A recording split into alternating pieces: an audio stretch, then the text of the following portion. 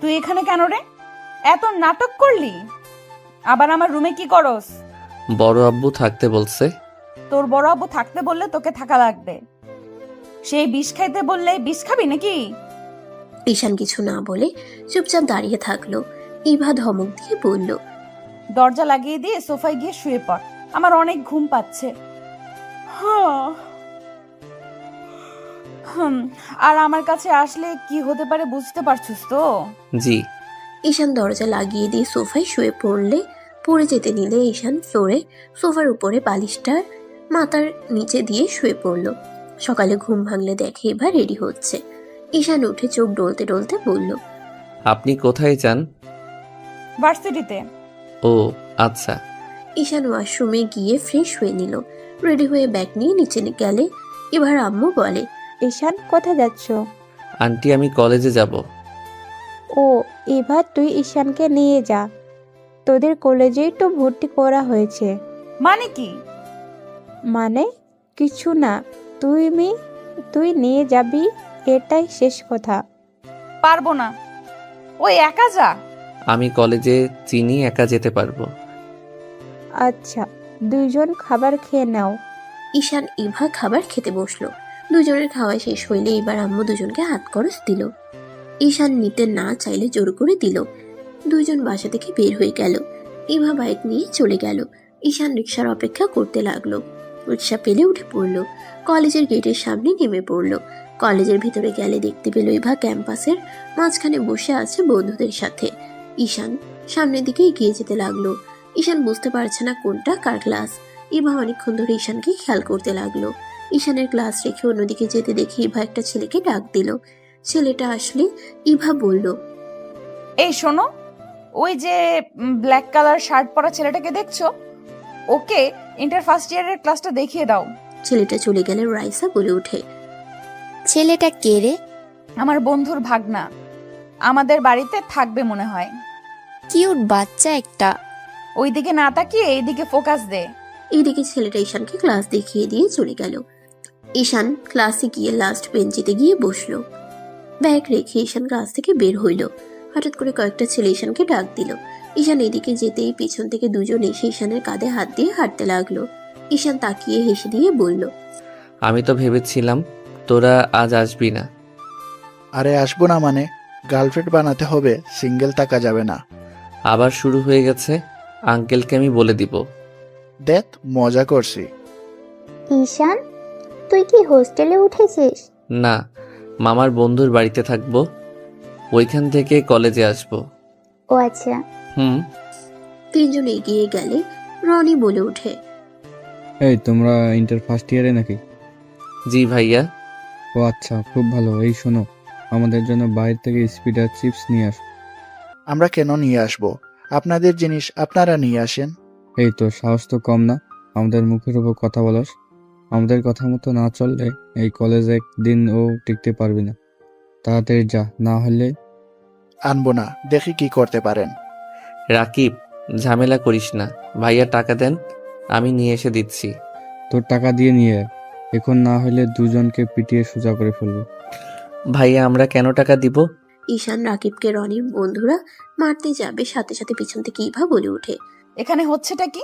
দেখেন না উনি আমাদের মারতে আসছে। ইভা আপু, তুমি এখানে থেকে যাও।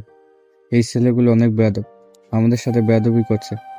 ওদের সাহস দেখে আমি বাঁচি না। কিসের বেয়াদবি করছে? এই যা এখান থেকে তোরা। আপু, আমরা সত্যি বলছি, ওদের জিজ্ঞেস করো। না, আমরা বেয়াদবি করি নাই, উনি আমাদের বলছে যে দোকান থেকে স্পিড আনতে। রাকিব আনবে না বলছে, পরে আমি তারপর আনতে চাইলাম, বাট উনি বলে আমাদের টাকা দিয়ে নিয়ে এসে দিতে। ইভা রেগে ঈশানের গালে থাপ্পড় মেরে দিলে সবাই হা হয়ে গেল। সবাই ভয়ে ঢুক গিলতে লাগলো। ঈশান গালে হাত দিয়ে দাঁড়িয়ে আছে, নিচের দিকে তাকিয়ে চোখ দিয়ে টপ টপ করে পানি পড়তে লাগলো। রনিরা মিটে মিটে হাসতে লাগলো। ইভা রেগে গিয়ে বলে, এই তুই এত ভীতু কেন রে? তোর বন্ধু তো সাহসী, তুই কোন হিসাবে ওর চাকরিগিরি করতে চাস? তুই কোন হিসাবে ওর চাকরগিরি করতে চাস? তুই এখানে পড়াশোনা করতে এসেছিস, কারো চাকরগিরি করতে না। এখনই ওদের গালে থাপ্পড় যদি না দেস, তোর কপালে দুঃখ আছে। থাপ্পড় মার বলছি। ইভার কথা শুনে রনিরা ঢোক গিলতে লাগলো। রাকিব তুলি খুশি হয়ে রনিকে দুজন দুই দিক থেকে থাপ্পড় মারলো। ঈশানের দিকে ইভা তাকিয়ে বলে, কিরে তুই গালে হাত দিয়ে আসিস কেন? থাপ্পড় মার বলছি। ওনারা আমার বড়, আমি ওনাদের গায়ে হাত দিতে পারবো না। কুত্তা, ওই তোকে বিনা কারণে মারতে নিয়েছিল, তার গায়ে হাত দিতে পারবি না? থাপ্পড় মারবি নাকি আরেকটা থাপ্পড় আমি তোকে দেব? দেন, তাও আমি ওনাকে মারতে পারবো না। ইভা আপু, তুমি কাজটা ভালো করলে না। আমার সাথে লাগতে আসো না, বলে দিলাম। বিষয়টা কিন্তু ভালো হবে না। ইভা রেগে রনির চুল ধরে বাইকের ট্যাঙ্কির উপরে দিল বাড়ি লাগিয়ে, আর বলে, আমাকে হুমকি দেস? কি করবি তুই? তোর সাহস দেখে বাঁচি না। আমাকে হুমকি দেস? ইভার মার দেখে সবাই ভয়ে দৌড়ে পালালো।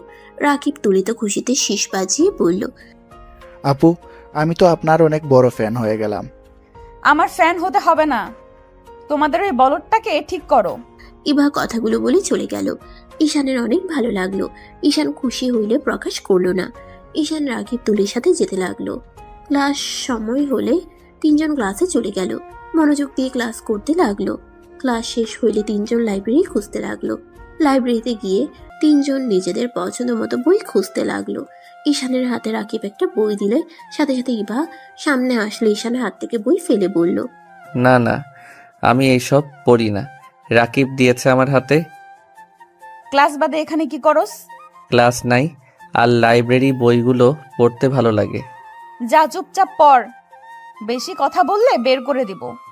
এই লাইব্রেরির দায়িত্ব আমার, বুঝলি? আচ্ছা। ঈশান বই খুঁজতে লাগলো।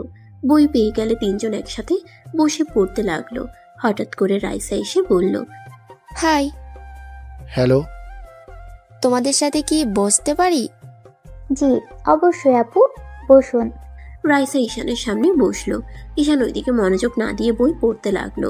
ঈশান রাকিবকে বলল, এই রাকিব গার্লফ্রেন্ড বানানোর একটা বই পাইছি। ঈশান কথাটা বলে সামনের দিকে তাকাতেই সাথে সাথে ভেবাচেকা খেয়ে গেল। রাইসা ব্রুকুচকে বলল, গার্লফ্রেন্ড বানানোর বই পাওয়া যায় এখানে? মানে আপনি যা ভাবছেন তেমন কিছু না।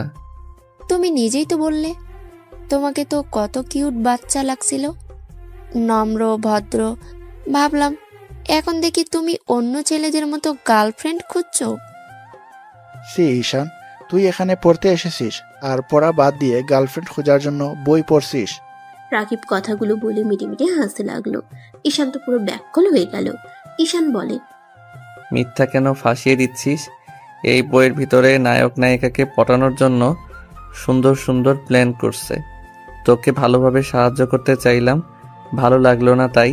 যা, এই বই তোকে আমি দিবই না। ওই রাইসা, এখানে এত চিল্লাপাল্লা কেন? এই পিচ্চি গার্লফ্রেন্ড বানানোর জন্য বই পড়ছে? কি? ঈশান ভয় পেয়ে ঢোক গিলতে গিলতে বলে, না না, আমি এটার জন্য বই পড়ছি না। আমার থ্রিলার গল্প ভালো লাগে, বাট এখানে যে একটু রোমান্স আছে এইটা জানতাম না। বই রাখ, বের হ তুই এখান থেকে। গার্লফ্রেন্ড বানাচ্ছি তোকে। বিড়াল, তোকে আমি পরে দেখে নিব। এই বাই, সরি মজা করছি। ওই ঈশান শোন না। ওই বাই। ঈশান রাকিবের কোনো কথা না বলে চলে যেতে লাগলো। রাকিব ঈশানের পিছন পিছন যেতে লাগলো। তুলি এখানে বসে থেকে বই পড়তে লাগলো। মনটা ভাঙে গেল। পিচ্চিটারে ভালো লাগলো, এইটাও একটা লুচ্চা এই বয়সে গার্লফ্রেন্ড খোঁজা শুরু করছে। আরে আপু, ওকে ভুল বুঝছেন। ঈশান অনেক ভালো ছেলে, নম্র ভদ্র শান্ত একটা ছেলে। রাকিব সারাদিন আমাদের মাথা নষ্ট করে দেয়, গার্লফ্রেন্ড লাগবে ওর, মেয়ে কিভাবে পটাবে সেই জন্য হাজারো বই পড়ে। আর ঈশান একটু দেখছে তাই ওকে জানানোর জন্য বলছে, আর রাকিব ওকে ফাঁসিয়ে দিয়েছে। যাক, মনটা ভাঙে নাই। তুই লুচ্চামি কম কর, বই পড়লে পড়, না হইলে ক্লাসে যা। এত চেতা যাস কেন? তাহলে চুপ থাক, বাকি সবার সমস্যা হচ্ছে। রাইসা মুখ ভেঙচি দিয়ে পড়তে লাগলো। এদিকে ঈশানের থেকে বইটা চাইতে লাগলো। ঈশান ক্লাসে চলে গেল। ম্যাম আসলে আর কিছু বলতে পারলো না। ঈশান সব ক্লাস শেষ করে ক্যান্টিনে চলে গেল। রাকিব ঈশানের কাছ থেকে বই নেওয়ার জন্য পিছনে পড়ে থাকলো। ঈশান সামোসা অর্ডার দিয়ে বসে পড়লো। তুলি বলে ওঠে, ঈশান, তোর গার্লফ্রেন্ড পাওয়া গেছে? মানে? বাম সাইডে দেখ, সিনিয়র ওই আপুটা। ঈশান বামে তাকাতেই দেখে ইভা, রাইসা আর কয়েকটা ছেলে। ঈশান বলে, ড্যাড কি যাতা বলস? সত্যি বলছি, রাইসা আপু তোকে অনেক পছন্দ করে। মনে হয় তোর প্রেমে পড়ছে। ফালতু কথা বলিস না। তুলি আর কিছু বলল না। সামোসা আসলে ঈশান নিজের মতো করে খেতে লাগলো। খাওয়া শেষ হলে বিল দিয়ে তিনজন বের হয়ে গেল। মাঠের এক পাশে গিয়ে তিনজন বসে থেকে আড্ডা দিতে লাগলো। রাইসা আর কয়েকজন এসে বলল, এই তোমরা আমাদের জায়গায় কেন বসছো? এখানে কি নাম লেখা আছে নাকি যে কোনটা কার জায়গা? না মানে সেই রকম কিছু না, এখানে আমরা বসি আর কেউ বসে না। সবাই জানে এখানে আমাদের টিমের সদস্যরা শুধু বসে। ও আচ্ছা, সরি আপু, আমরা জানতাম না। রাকিব চল গাছের ওই দিকে বসি, এখন ঝগড়া শুরু করিস না, ওঠে। ওরা ডান সাইডে কিছুটা দূরে বসলো। ইভা কিছুক্ষণ পর এসে সবার সাথে বসলো। ইভা ঈশানকে দেখে বলল, ওই তোদের ক্লাস শুরু হয়েছে, যা এখান থেকে। ক্লাস করব না, সব ক্লাসে শুধু পরিচয় পর্ব হয়। পরিচয় হয়ে নে, যা। প্রথম দিন এসে এই অবস্থা, আর তো বাকি দিন পড়ে আছে, যা এখান থেকে। ঈশান কিছু না বলে রাকিব তুলিকে নিয়ে ক্লাসে চলে গেল। কলেজ ছুটি হলে তিনজন বের হয়ে যায়। ঈশানকে রাকিব বলল, দোস্ত, সামনে একটা পার্ক আছে, চল আমরাও এখানে যাই। তুই কিভাবে জানলি? আমি এসেছিলাম তাই জানি, চল। তিনজন পার্কে চলে গেল। গিয়ে অনেকক্ষণ থেকে সন্ধ্যার দিকে যার যার মতো চলে গেল। ঈশান বাসায় গিয়ে কলিং বেল বাজাতেই ইভা দরজা খুলে রাগীর লোক নিয়ে তাকিয়ে বলে, কিরে, তুই এতক্ষণ কই ছিলি? তোর কলেজ ছুটি হয়েছে কখন, আর আসলি কখন? আসলে আমি পার্কে ঘুরতে গেছিলাম। কি? কোন পার্কে? ওখানে তো দুইটা আছে, কোনটাতে গিয়েছিলি? নাম খেয়াল নাই। ইভা কিছু বলতে যাবে ইভার আম্মু বলে উঠল, কি ব্যাপার ঈশান, ভেতরে না এসে বাইরে দাঁড়িয়ে আছো কেন? আম্মু ওকে ভুলেও বাচ্চা ভেবো না। তুমি জানো ওই লাইব্রেরিতে গিয়ে কি কি পড়ছে? আপু মিথ্যা বলবে না তো? ঈশানের মুখ থেকে আপু ডাক শুনে দুজন ভ্রুকুচকে তাকালো। ইভার আম্মু বলে, ঈশান এসব কি বলো? এবার তোমার স্ত্রী, তুমি ওকে আপু কেন বলছো? আপনারা আঙ্কেল আন্টি হইলে উনি তো আপু হয়। ইভা কথাটা শুনে আগে কিছু বলবে তার আগেই ইভার আম্মু বলে, এবার তোমার আগে আপু ছিল, এখন তো তোমাদের বিয়ে হয়েছে, তার মানে এখন থেকে ও তোমার স্ত্রী, আর বউকে কেউ আপু বলে ডাকে? তাহলে কি বউ বলে ডাকবো? খবরদার, একদম না। আমাকে তুই কোনো কিছুই বলবি না, আপু বলবি না, বোনও না, কিছুই না। আর হ্যাঁ, আমার সাথে যে তোর বিয়ে হয়েছে এইটা যেন কেউ না জানে, জানলে তোর খবর আছে। তাহলে ডাকবো কিভাবে দরকার হইলে? বউ বলে ডাকো, ওর কথাও রাখো। যাও ফ্রেশ হয়ে নাও। ঈশান আর কিছু না বলে ইভার রুমে চলে গেল। ইভা ঈশানের চলে যাওয়ার দিকে তাকিয়ে থাকলো। ইভা ঈশানের পিছন পিছন গেল। রুমে গিয়ে ঈশানকে বলল, এই তুই রাইসার থেকে দূরে থাকিস, না হইলে তোর অবস্থা খারাপ করে দিব। কেন? রাইসা আপু তো অনেক ভালো। ও রাইসা অনেক ভালো তাই না? লুচ্চামি শুরু হয়ে গেছে। কি বলেন? কিসের লুচ্চামি করলাম? আমি কি একবারও আপনাকে হিরোদের মতো কিস করছি নাকি? কি বললি? না, কিছু না। কথাটা বলে ঈশান ব্যাগ থেকে শার্ট প্যান্ট বের করে ওয়াশরুমে চলে গেল। গোসল করে ওয়াশরুম থেকে বের হয়ে বারান্দায় শার্ট প্যান্ট মেলে দিয়ে আসলো। এসে দেখে ইভা নুডলস খাচ্ছে। ইভা ঈশানের দিকে আরেকটা নুডলসের বাটি এগিয়ে দিয়ে বলল, এইটা তোর। ঈশান নুডলসের বাটি হাতে নিতেই ওর বোনের কথা মনে পড়ে গেল। ঈশানকে নুডলস বাটি নিয়ে দাঁড়িয়ে থাকতে দেখে ইভা বলল, কিরে, খাওয়া বাদ দিয়ে এইভাবে দাঁড়িয়ে আছিস কেন? বোনটার কথা খুব মনে পড়ছে। আমার বোনটা নুডলস খেতে অনেক পছন্দ করে। ও, তা তোর বোন তো বিয়েতে আসলো না? বড় আব্বু বড় আম্মু আমাকে এখানে মিথ্যা বলে নিয়ে এসেছে, আপনার সাথে বিয়ে দিয়েছে। এইটা তো বোন জানে না। ও আচ্ছা, তুই তোর বড় আম্মু বড় আব্বুকে অনেক ভয় পাস? হ্যাঁ। তোর আব্বু আম্মু কোথায়? আম্মু কোথায় জানি না, আব্বু মাতাল হয়ে সারাক্ষণ এক রুমে বন্দি হয়ে পড়ে থাকে। আমি শুনেছি তোর আম্মু নাকি অন্য ছেলের লগে ভেগে গেছে। বাজে কথা বলবেন না। আমার আম্মু কোথায় কেউ জানে না। আমার আম্মু অনেক ভালো মানুষ ছিল। আমার আম্মু আব্বু তো ভালোবেসে বিয়ে করেছিল, তাহলে অন্য কারোর সাথে চলে কেন যাবে? আমি কি জানি, একবার তোর বড় আব্বুর মুখে শুনেছিলাম। এইটা মিথ্যা কথা। হয়তো। এখন খা, পরে তোর বোনকে নিয়ে আসিস। রেস্তোরাঁ নিয়ে গিয়ে যা ইচ্ছা খায়, সব খাওয়াবনি। সত্যি বলছেন? হ্যাঁ, এখন খা। ঈশান সোফায় বসে খেতে গিয়েও খেতে পারল না। ঈশানের চোখ দিয়ে পানি পড়তে লাগলো। ইভা বলে উঠে, কি হলো আবার? আমি খেতে পারছি না। আমার বোনটা খেতে পেয়েছে কিনা তাও জানি না। আপনার ফোনে একবার বড় আম্মুকে কল দিতে দিবেন? কান্না করিস না, এই নে। ইভা ঈশানকে ফোন দিলে ঈশান ওর বড় আম্মুকে কল দিল। কল রিসিভ করতেই ঈশানের বোনের চিৎকার শুনতে পেয়ে বুঝতে আর বাকি রইল না। ইভা যেন চমকে গেল। ঈশান বলে উঠে, বড় আম্মু আমার বোনকে কেন মারছে? আমি তো বড় আব্বুর কথা মতো কাজ করলাম, তারপরও কেন মারছে? ঈশান বাপ, আমাকে ক্ষমা করে দে। ঈশান, তুই তোর বোনকে নিয়ে কোথাও পালিয়ে যা, এখানে থাকিস না। ওরা তোদেরকে কখনোই ভালোবাসে না। ওদের জন্য নিজেদের জীবন দিলে ওরা খুশি হবে না কখনোই। আমি এখনই আসছি। ঈশান কল কেটে দিয়ে ইভার দিকে তাকিয়ে কান্না চোখে বলল, বউ, আমাকে কিছু টাকা দিবেন? আমি আমার বোনটাকে নিয়ে অনেক দূরে যাব। আমি কাউকে জ্বালাবো না। আপনাকে আর আমার উপরে রেগে থাকতে হবে না। ঈশানের মুখ থেকে বউ ডাক শুনে ইভা ভাবনার জগৎ থেকে বের হয়ে বলল, ছি, ওরা এত খারাপ। ঈশান চল, আমি তোর সাথে যাব। ইভা বাইকের চাবি নিয়ে ঈশানের সাথে নিচে যেতে লাগলো। নিচে গেলে ইভার আম্মু ডাক দিলে কিছু না বলে দুজন দৌড়ে চলে গেল।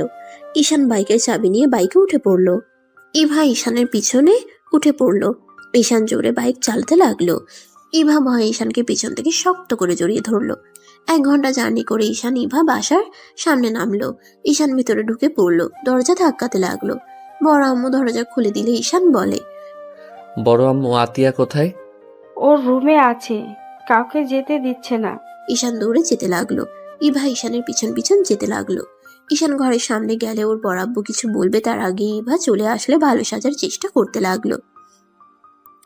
ঈশান দরজা খুলে দেখে ওর বোন অজ্ঞান হয়ে পড়ে আছে, সারা শরীরে মারের দাগ। ইভা চিৎকার করে বলল, ওই মেয়েটার গায়ে কে হাত দিয়েছে? এখন আমার সামনে আসবেন, না হইলে আমি এখানে ভাঙচুর করে দিব। ঈশানের বড় আব্বু বলে, মা, তুমি শান্ত হও। আতিয়া আমার ছোট মেয়েকে মেরে ফেলতে নিয়েছিল। ঈশান আতিয়াকে কোলে তুলে নিয়ে বলল, ব্যাস, আর একটা মিথ্যা বলবেন না। আমার বোন পিচ্চিকে কতটা ভালোবাসে এই এলাকার সবাই তা জানে। আমার বোন কখনোই মারতে পারে না। আমি চলে যাচ্ছি। আর রফিক তালুকদার, আপনার বাবা যেন কারো না হয়। যে বাবা নিজেদের সন্তানের উপরে অত্যাচারিত হতে দেখে কিছু বলে না, আর বড় আব্বু আমার বোনের যদি কিছু হয় তাহলে আপনার অহংকার আমি ভেঙে গুড়িয়ে দিব। ঈশানের চোখে মুখে রাগের ছাপ। ঈশানের কথা শুনে সবাই যেন অবাক হয়ে গেল। ঈশানের বোনকে নিয়ে চলে যাওয়ার সময় সদর দরজায় সজোরে লাথি মেরে চলে গেল। ইভা ঈশানের পিছন পিছন যেতে লাগলো। ইভা ঈশানকে বলে ওঠে, ঈশান, তুমি বাইক চালাও, আমি আতিয়াকে ধরছি। ঈশান আতিয়াকে বসিয়ে দিয়ে বাইকে উঠে পড়লো।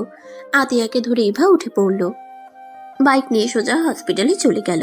আতিয়াকে হসপিটালে ভর্তি করে দিল। আতিয়ার জ্ঞান ফিরলে আতিয়া ঈশানকে হাত ধরে। ঈশানকে জড়িয়ে ধরে কান্না করতে করতে বলল, ভাইয়া, আমাকে ছেড়ে কোথায় চলে গেছিলে? ভাইয়া, আমি তোমাকে অনেক মিস করছি। ভাইয়া, আমি তোমাকে ছাড়া থাকতে পারবো না। ভাইয়া, আমি ওই বাড়িতে আর থাকবো না।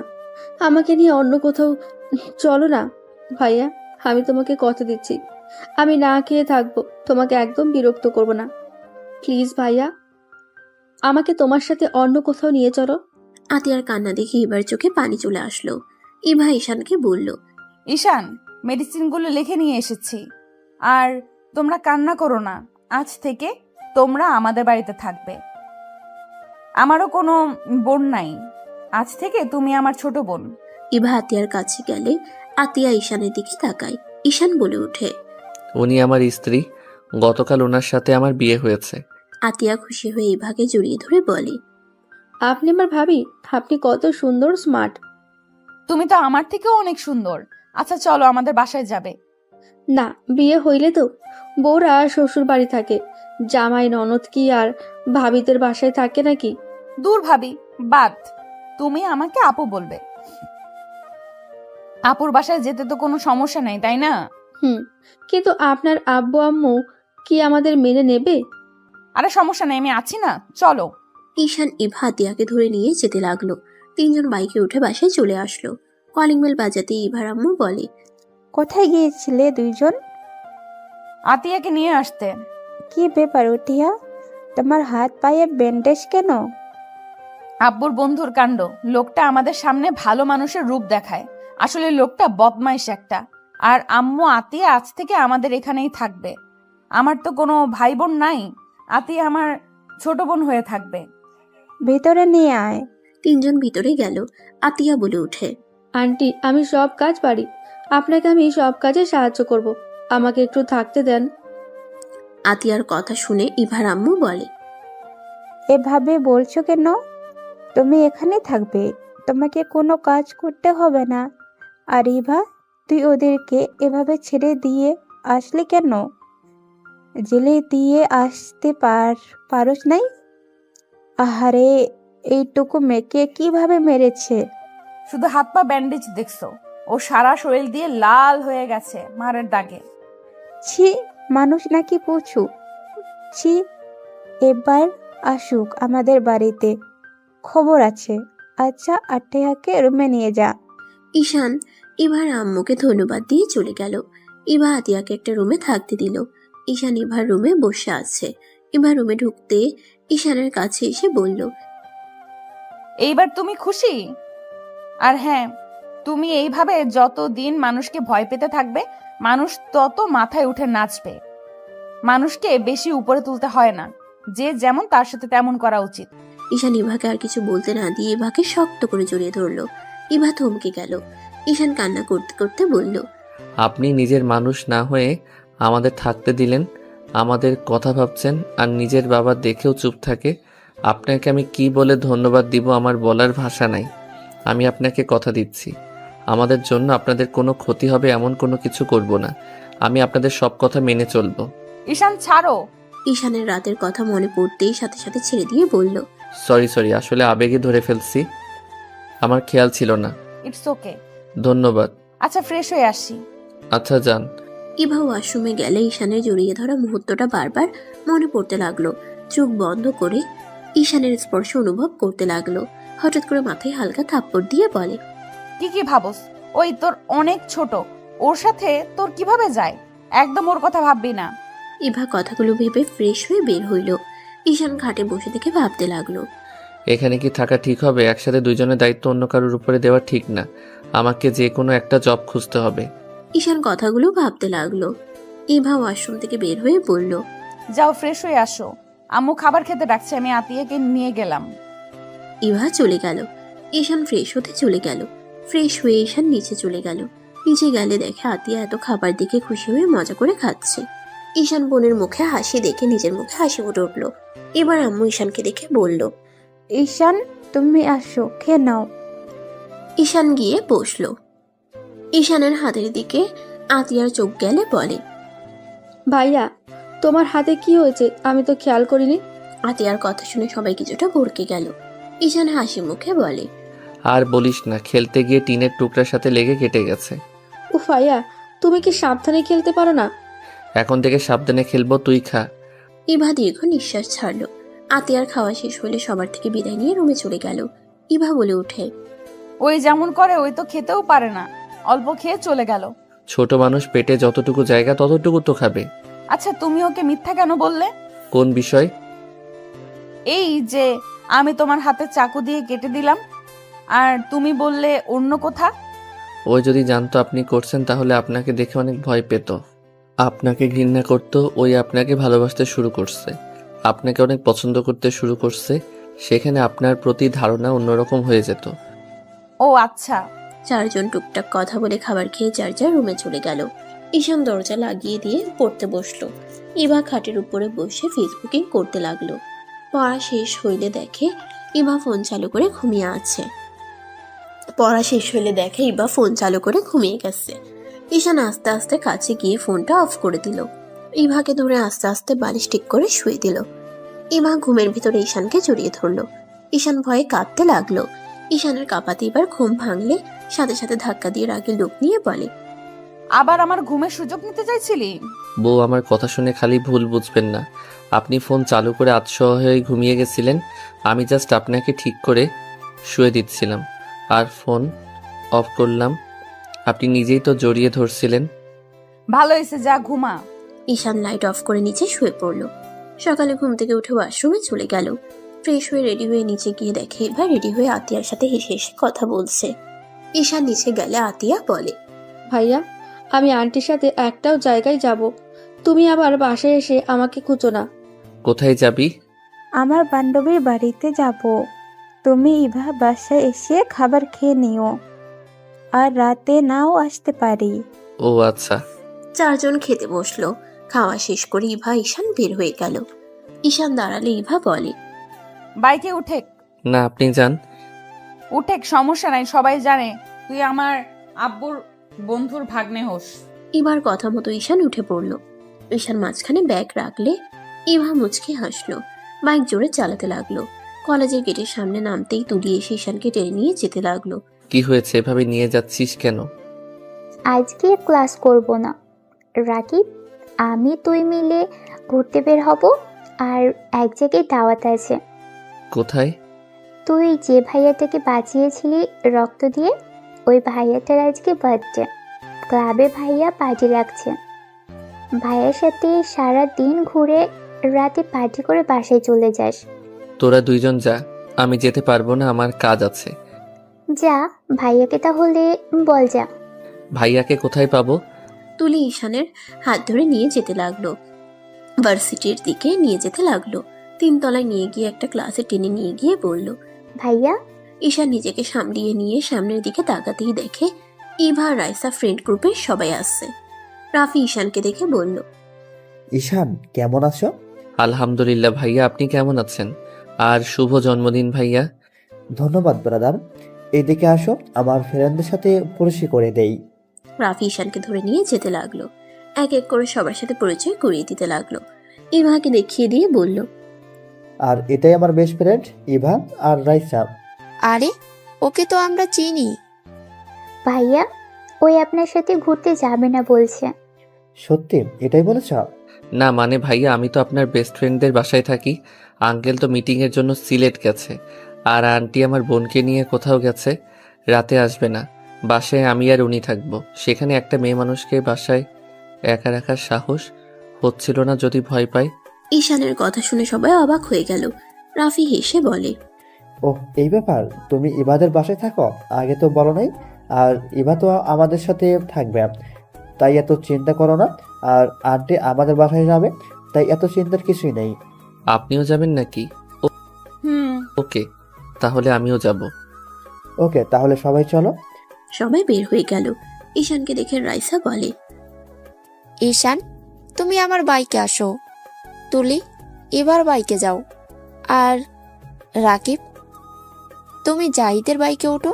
আপু, আমি ওনার বাইকে উঠি, আপনি তুলিকে নিয়ে যান। ওনাকে তো চিনি ভালো করে, তাই অন্য মেয়ের বাইকে যেতে প্লিজ রাগ করেন না। ইভা মনে মনে খুশি হইল। কাউকে বুঝতে দিল না ইভা ঈশানকে নিয়ে যেতে লাগলো। রাইসার রাগ হইলেও কিছু বলল না। সবাই যেতে লাগলো। সারাদিন ঘোরাঘুরি, একটা জঙ্গলে গিয়ে সবগুলো ফেসে গেল। ইভা রেগে বলে, এই রাস্তাকে যেন আসতে বললি? কচুর দল, যা সামনে থেকে, গাছ সরা। ঈশান নেমে আর কয়েকটা ছেলে নেমে গাছ সরাতে লাগলো। সরিয়ে দিয়ে আবার বাইকে উঠলো। সবাই জঙ্গলের ভিতর দিয়ে উঠে রাস্তায় উঠে পড়লো। বাইক নিয়ে যেতেই হঠাৎ করে ইভা বাইক থামিয়ে বলল, এই তুমি চালাও, আমার হাত ব্যথা করছে। ঈশান বাইকের সামনে চলে গেল। ইভা ঈশানকে পিছন থেকে ধরে যেতে লাগলো। ঈশান কিছুটা অকওয়ার্ড ফিল করতে লাগলো। রাত 10টার দিকে বাম সাইডে ঘুরে যেতেই ঈশান ইভা দেখে সবাই বাইক থেকে নেমে হাঁটু গেড়ে বসে আছে। ঈশান ইভাকে নিয়ে পিছনে ঘুরে বাইক জোরে চালিয়ে নিয়ে যেতে লাগলো। ইভা রেগে গিয়ে বলল, এসব কি করছস? ওইখানে বন্ধুরা বিপদে পড়ছে আর তুই পালিয়ে যাচ্ছিস। ঈশান, বাইক থামা। ঈশান বাইক থামিয়ে বলে, আপনি বাইক নিয়ে থানায় যান, আমি ওইখানে যাচ্ছি। আমার সাথে তুইও চল। যান তো আপনি। ঈশান দৌড়ে সামনে থেকে একটা লাঠি তুলে দৌড়ে যেতে লাগলো। ইভা উপায় না পেয়ে থানার দিকে যেতে লাগলো। ঈশান ব্যাগ থেকে মুখোশ, হাত গ্লোভস পরে নিল, কালো জ্যাকেট পরে নিল। ঈশান সামনের দিকে যেতে লাগলো। তুলির দিকে একটা লোক হাত দিতে যাবে, সাথে সাথে ঈশান লাঠি ঢিল মারলো। সাথে সাথে লোকটার হাতে গেলে পড়ে গেল। ঈশান দৌড়ে গিয়ে এক এক করে মারতে লাগলো। সবাই যেন হতভম্ব হয়ে গেল। চোখের সামনে 2 মিনিটের ভিতরে সবাইকে মাটিতে পড়ে যেতে দেখে সবাই যেন হাঁ হয়ে গেল। কেউ কিছু বলার আগে ঈশান দৌড়ে রাস্তা থেকে নেমে পালিয়ে গেল। আবার সবকিছু খুলে ঈশান ব্যাগ নিয়ে যেতে লাগলো। এর ভিতরে ইভা পুলিশকে নিয়ে চলে আসে। ইভা ঈশানকে বাইকে উঠতে বলে ঈশান বাইকে উঠে পড়ল। পুলিশ সবাইকে ধরে নিয়ে গেল। ইভাকে সবাই বলল, আমি তো ভেবেছিলাম তোরা দুইজন পালিয়ে গেছস। থানায় গিয়েছিলাম, পালিয়ে কেন যাব? এখন ভালো হয়েছে সবাই মিলে মূর্তি বালের প্ল্যান করছে, জঙ্গল দিয়ে যাওয়ার রাস্তা বের করছে, যত সব। আমি কি জানতাম এমন হবে? ওই হোটেলটা অনেক সুন্দর, তোরা গেলে বুঝতে পারবি। তাড়াতাড়ি চল। সবাই বাইকে উঠে যেতে লাগলো। সবাই ঈশানের কথা বলতে লাগলো। ইভা ব্রুকুচকে তাকিয়ে বলে, তোরা কি পাগল হইছিস নাকি? হুট করে একটা ছেলে আসলো আর সবাইকে মেরে 2 মিনিটের ভেতরে পালিয়ে গেল। এটা কখনো সম্ভব নাকি? আরে সত্যি এমন হয়েছে? আমরা সবাই দেখেছি। এটা কখনোই সম্ভব না, চোখে ভুল দেখছেন আপনারা। এইসব কথা শুনে সবাই মিলে তর্ক করতে করতে হোটেলে চলে আসলো। সবাই হোটেলে গিয়ে আসলে অবাক হয়ে যায়। ভিতরে গিয়ে সবাই মিলে ছাদে চলে গেল। রাফি বলে ওঠে, কি কেমন? ওয়াও, আসলে অনেক সুন্দর তো। দিনের বেলা আসলে আরো ভালো হইতো। পার্টিটা এনজয় কর, এখানে দাঁড়িয়ে থাকিস না। ইভা চলে গেল। রাফি ঈশানের পাশে দাঁড়িয়ে বলে, আমি জানি ওই ছেলেটা কে ছিল। ঈশান মুচকি হেসে বলে, প্রকাশ না করা ভালো। ধন্যবাদ আবারও আমার প্রাণ বাঁচানোর জন্য। ধন্যবাদ দিয়েন না তো। আচ্ছা, সবাই এনজয় করছে, আপনিও করেন, যান। তোমার ভাবি আসবে, তারপর না হলে আবার ঝগড়া হবে। এত রাতে? ওই এই হোটেলে আছে, রেডি হচ্ছে। ও আচ্ছা। ওই তো এসে গেছে। রাফি ঈশান রাফির গার্লফ্রেন্ড সামনে গেল। রাফির গার্লফ্রেন্ড ঈশানের গাল ধরে আদর করে দিল। ঈশান লজ্জায় বলে, আপু সবার সামনে এমন করো না তো। উনি এখন কলেজে পড়ে, বড় হয়ে গেছে। ঈশানের গাল ধরে বলে, তুই আমার ছোট ভাই, ছোট থাকবি, কখনোই বড় হবি না। ঈশান হেসে বলে, ওকে আফা, যান। ইভা ঈশানকে রাফির গার্লফ্রেন্ডের সাথে এত খুশি দেখে রাগ হতে লাগলো। রাফির গার্লফ্রেন্ড সবার সাথে কুশল বিনিময় করে। 12টা বাজতেই সবাই কেক কাটার জন্য দাঁড়িয়ে গেল। কেক কাটা শেষ হলে সবাই একে অপরকে লাগিয়ে দিতে লাগলো। ঈশানের মুখে রাফির গার্লফ্রেন্ড একদম ছড়িয়ে দিল। ঈশানও রাফির গার্লফ্রেন্ডের সারা মুখে দিয়ে দিল। ইভার রাগে শরীর জ্বলতে লাগলো। ইভা রাফির কাছে গিয়ে বলে, এই শালা, তোর গার্লফ্রেন্ড অন্য ছেলের সাথে এইভাবে মজা করছে, তোর রাগ হচ্ছে না? না, রাগ কেন হবে? শালা তুই কি মানুষ নাকি? অন্য কিছু, নিজের গার্লফ্রেন্ডকে অন্য কারোর সাথে এত ঘনিষ্ঠ দেখলে যে কারোর রাগ হবে। দেখ, উল্টাপাল্টা ভাবা বন্ধ কর। আমার গার্লফ্রেন্ডকে আমি চিনি, আর ঈশাকেও ভালো করে চিনি। ইভা মুখ ভেঙচি দিয়ে চলে গেল। ঈশান আর রাফির গার্লফ্রেন্ড রাফির কাছে এসে রাফিকে ভূত বানিয়ে দিয়ে দুজনে হাসতে লাগলো। রাইসা এসে ঈশানকে দিতে যাবে, ঈশান হাত ধরে ফেলে। রাইসার মুখে দিয়ে দৌড় মারলো। রাইসা হেসে দিল। সবাই মজা করতে লাগলো। ঈশানকে সবাই ধরতে গেলে ঈশান ইভার পিছনে দাঁড়িয়ে গেল। সবার কেকগুলো ইভার মুখে লাগলো। ইভা রেগে গিয়ে ঈশানের মাথা ধরে মুখে সব কেক ঈশানের গালে ভরিয়ে দিতে লাগলো। সবাই হা হয়ে গেল। সবাই মজা করে। খাবার খেয়ে ফ্রেশ হয়ে সবাই রুমে চলে গেল। ঈশান, রাকিব, তুলি এক রুমে চলে গেল। অন্যদিকে ইভা ও ঈশানদের রুমে এসে শুয়ে পড়ল। ছেলেরা সোফায় যাও, আর আমরা দুইজন এখানে ঘুমাবো। দেখ, আপনারা তাকেন, আমি যাচ্ছি। কথাটা বলে দুইজন বের হয়ে গেল। ঈশান, রাকিব রাফিদের সাথে ঘুমাতে চলে গেল। সকালে ঘুম ভাঙলে সবাই নাস্তা করে বের হয়ে গেল। এখান থেকে যেতে লাগলো। রাফির ফোনে কল আসলে রাফি কল রিসিভ করে কথা বলে। ঈশান ইভাকে বলল, ঈশান, ইভা আমাদের বাসায় যেতে বলছে। আন্টি আমাদের বাসায় আছে। তিনজন বাইক সোজা রাফিদের বাসার দিকে যেতে লাগলো। তিনজন বাইক নিয়ে সোজা রাফিদের বাসার দিকে যেতে লাগলো। রাফিদের বাসায় যেতে যেতে 12টা বেজে গেল। রাফিদের বাসায় ঢুকতে ঈশান চারিদিকে দেখতে লাগলো। তিনজন সদর দরজা নক করলে দরজা খুলে গেল। তিনজন ভিতরে ঢুকতেই দেখতে পায় অনেকজন বসে আছে। ইভার আম্মু আতিয়া বসে আছে। একজন মহিলা আতিয়াকে খাওয়াই দিচ্ছে। ঈশান, ইভা, রাফি এগিয়ে গেলে ঈশান সালাম দিল। মহিলাটা পিছনে তাকাতেই ঈশান চমকে গেল। সবাই ঈশানের সালামের উত্তর দিল। সাগর চৌধুরী বলে ওঠে, আরে ঈশান, তুমি এখানে? ঈশানকে আপনি চিনেন নাকি দুলা ভাই? আসসালামু আলাইকুম আঙ্কেল, কেমন আছেন? অনেকদিন পর দেখা হইল। ভাইয়া, তুমি আব্বুকে চেনো? এই ফাজিল, কি বলিস? আতিয়ার সাথে সাথে মুখ চেপে ধরল। ঈশান রাহেলা বেগমের দিকে কিছুক্ষণ তাকিয়ে থেকে বলল, ফুপি কেমন আছেন? রাফির ফুপি ঈশানের কাছে এসে জড়িয়ে ধরে বলল, ভালো আছি, তুমি কেমন আছো? তোমার তো খোঁজ খবরই নাই। পড়াশোনার অনেক চাপ ছিল। এসএসসি রেজাল্ট কি? আলহামদুলিল্লাহ, আপনাদের দোয়া প্রথম হয়েছি, গোল্ডেন A+। মাশাআল্লাহ, বসো। সাগর, তোমরা ওকে কিভাবে চেনো? আরে এটাই তো সেই ছেলে যে রাফিকে বাঁচিয়েছিল রক্ত দিয়ে। সাগর চৌধুরীর কথা শুনে সবাই ঈশানের দিকে তাকিয়ে বলে, তোমার অনেক কথা শুনেছি, কখনো দেখা হয়নি। তুমি বাচ্চা একটা ছেলে হয়ে আমার কলিজাটাকে বাঁচিয়েছিলে, নিজের কথা না ভেবে। মানুষ হয়ে যদি মানুষকে সাহায্য করতে না পারি তাহলে কেমন মানুষ হইলাম? আর আমি একজন এতিম, আমি মরলে কারো কিছু যাবে আসবে না। বাট রাফি ভাইয়া আপনাদের চোখের মণি, আর আমি এতগুলো মানুষের চোখের মণিকে কিভাবে মরতে দিতে পারি? ঈশানের কথা শুনে সবাই ইমপ্রেস হয়ে গেল। ইভা যেন এই ঈশানকে চিনতে পারছে না। ইভা মনে মনে ভাবতে লাগলো, অতটুকু ছেলে না, চিন্তাধারা কত সুন্দর। ঈশান, ইভা, বসো। আন্টি, বাসায় কখন যাবেন? বাসায় যেতে পারবে না, এখানেই থাকতে হবে। আন্টি, দয়া করে আমার বোনকে এত ভালোবাসা দিবেন না। আমি চাই না আপনার ভালোবাসা পেয়ে আপনার থেকে আদর স্নেহ আশা আমার বোন করুক। ভাইয়া, তুমি কোনাকে চিনতে পারছো না? মাঝে মাঝে চেনা মানুষকে অচেনাভাবে এড়িয়ে যাওয়া ভালো। আর আতিয়া? ভাইয়া, উনি তো আমাদের। চুপ, একদম ভুলভাল কিছু নিজের মনে গেঁথে নিস না। আমরা এতিম, এটাই আসল পরিচয় আমাদের। কি বলো এইসব? কিছু না আন্টি, আমি আতিয়া চলে গেলাম, আপনারা তাহলে থাকেন।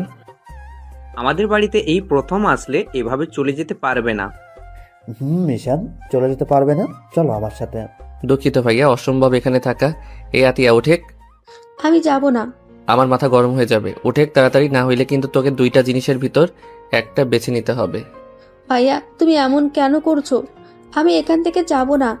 রাহেলা বেগমকে জড়িয়ে ধরে বলল, আমি আম্মুকে ছেড়ে কোথাও যাব না। আতিয়ার কথা শুনে ইভা রাফি হা হয়ে গেল। ঈশান রেগে বলল, আতিয়া, মেজাজ কিন্তু বিগড়ে যাচ্ছে। থাপ্পড় খাওয়ার আগে আমার সাথে চলো। উনি আমাদের কেউ না, আমাদের মা তো মেরে গেছে।